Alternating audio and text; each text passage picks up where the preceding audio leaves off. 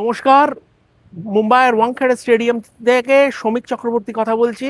কাল এখানে Chennai Super Kings বনাম মুম্বাই ইন্ডিয়ান্সের, যাকে বলে আইপিএল এর এল ক্লাসিকো, দুটো টিমই 5বার করে এই টুর্নামেন্ট জিতেছে। কিন্তু সব থেকে বড় চর্চা যে এম এস ধোনি কি ম্যাচটা খেলবেন, রোহিত শর্মা কি আবার ফিরবেন।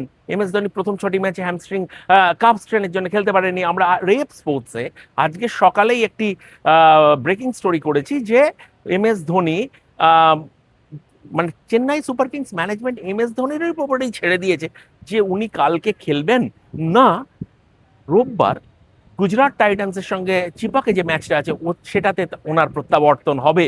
তো দেখুন, গতকাল নেটসে, সিএসকে নেটসে ধোনি ব্যাটিং করেছেন, আধ ঘন্টার বেশি সময় কিপিং করেছেন। দেখে মনে হয়নি উনি আনফিট। এখন উনি ম্যাচ ফিট কিনা এটা ধোনির কল। আজকে Eric Simmons, CSK bowling coach, pre match press কনফারেন্সে এসেছিলেন। উনিও বললেন ধোনি এবং মেডিকেল টিম এই ডিসিশনটা কালকে নেবে। তো একটা প্রশ্ন চিহ্ন রয়েই গেল। ইম্প্যাক্ট সাব হিসেবেও খেলার একটা প্রশ্ন সম্ভাবনা ধোনির, এটা কিন্তু উড়িয়ে দেওয়া যাচ্ছে না। এবার আসুন রোহিত শর্মা ব্যাপারে। রোহিত শর্মা আগের দুটো ম্যাচ খেলেননি, ওনারও একটা হ্যামস্ট্রিং ইঞ্জুরি, কিন্তু খুব গুরুতর নয়।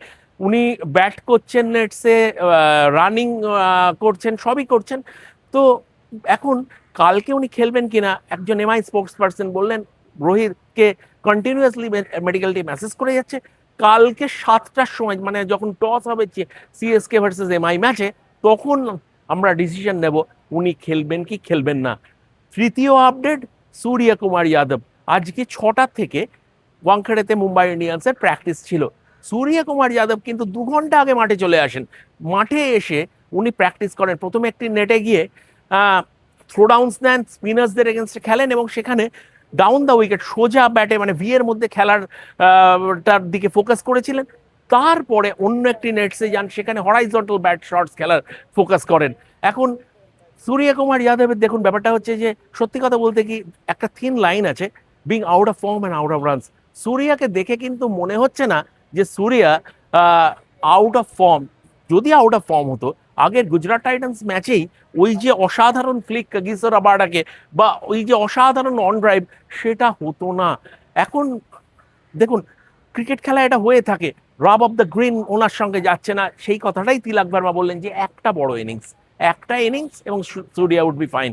তো সেই একটা ইনিংস, কারণ মুম্বাই ইন্ডিয়ান্স দেখুন, চেন্নাই সুপার কিংস 6টা খেলে 2টো জিতেছে, 4টে হেরেছে, এবং মুম্বাই ইন্ডিয়ান্সও তাই, 6টা খেলে 4টে হার 2 জিত। চেন্নাই সুপার কিংসও 6টা খেলে 4টে হার 2 জিত। এবং তাদের দুজনকে কালকে, দুজনের কাছে কিন্তু ম্যাচটা খুব গুরুত্বপূর্ণ, দুটো টিমের কাছে। যে হারবে তারা কিন্তু এই রেসটাতে, প্লে অফে রেসটাতে পিছিয়ে পড়বে। সেই দিক থেকে দেখতে গেলে কালকের ম্যাচটা, আর যদি ধোনি এবং রোহিত খেলে তাহলে তো ব্লকবাস্টার। এই কথা বলে আজকের মতো রেপ স্পোর্টসের তরফ থেকে আমি শ্রমিক চক্রবর্তী বিদায় জানাচ্ছি। ধন্যবাদ।